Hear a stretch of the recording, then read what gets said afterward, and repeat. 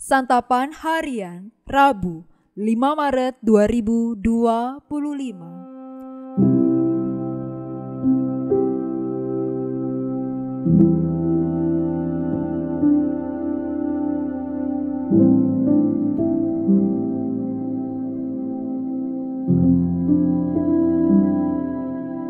Inilah program Santapan Harian, sebuah program yang mengajak Anda menelusuri isi Alkitab, agar Anda menemukan makna firman Tuhan sesuai dengan konteksnya. Santapan Harian tertuju bagi Anda yang ingin memiliki kehidupan rohani yang segar, kuat, dan sigap.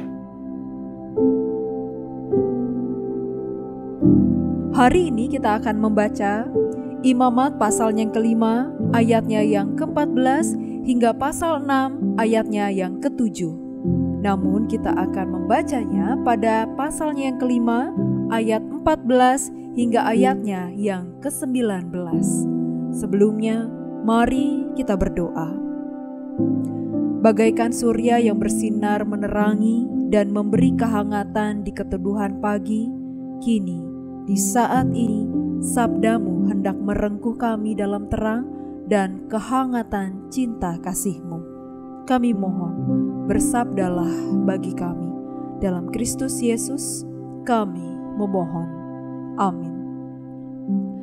Imamat 5 ayat 14-19. Tuhan berfirman kepada Musa, apabila seseorang berlaku tidak setia dan tidak sengaja berbuat dosa menyangkut sesuatu yang kudus bagi Tuhan, maka sebagai tebusan salahnya ia harus mempersembahkan kepada Tuhan seekor domba jantan yang tak bercela dari kambing domba yang dinilai menurut sikal perak, sikal tempat kudus, menjadi kurban penebus salah. Apapun dosa yang diperbuatnya terhadap sesuatu yang kudus, haruslah dibayar gantinya dengan menambah 1/5, lalu diserahkan kepada imam. Imam harus mengadakan pendamaian bagi orang itu dengan domba jantan kurban penebus salah, sehingga ia menerima pengampunan. Jika seseorang berbuat dosa dengan melakukan salah satu hal yang dilarang Tuhan tanpa mengetahuinya, maka ia bersalah dan harus menanggung kesalahannya. Haruslah ia membawa kepada imam seekor domba jantan yang tidak bercela dari kambing domba yang sudah dinilai sebagai kurban penebus salah. Imam itu harus mengadakan pendamaian bagi orang itu atas perbuatan yang tidak disengaja dan tidak diketahuinya itu, sehingga ia menerima pengampunan. Itulah kurban penebus salah. Orang itu sungguh bersalah terhadap Tuhan.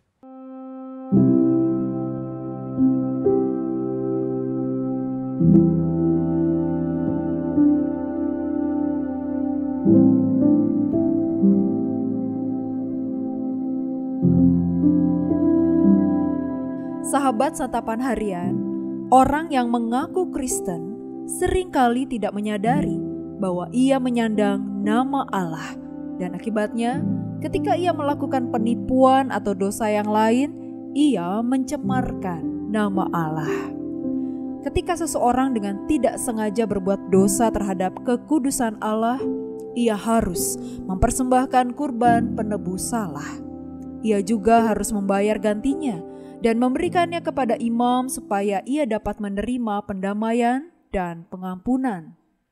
Ketika orang berbuat dosa dengan menipu sesamanya, melakukan pemerasan atau mengambil barang yang hilang dan memungkirinya dengan sumpah dusta, ia harus mengembalikan barang itu, membayar ganti sepenuhnya dan menambah 1/5, juga mempersembahkan kurban penebus salah. Mengapa kurban yang sama dituntut baik untuk dosa terhadap Allah maupun untuk dosa terhadap sesama? Itu karena dengan merampas, orang itu tidak setia kepada Allah, dan dengan bersumpah palsu, orang tersebut berbohong dalam nama Allah. Dengan demikian, ketika kita menipu orang lain, kita sebenarnya telah mencemarkan nama Allah yang kudus.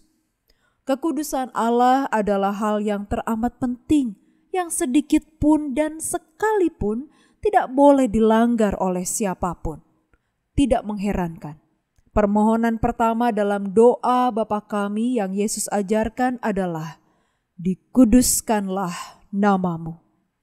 Sebagai seorang Kristen, kita harus menyadari bahwa apapun yang kita lakukan, kita melakukannya terhadap Allah.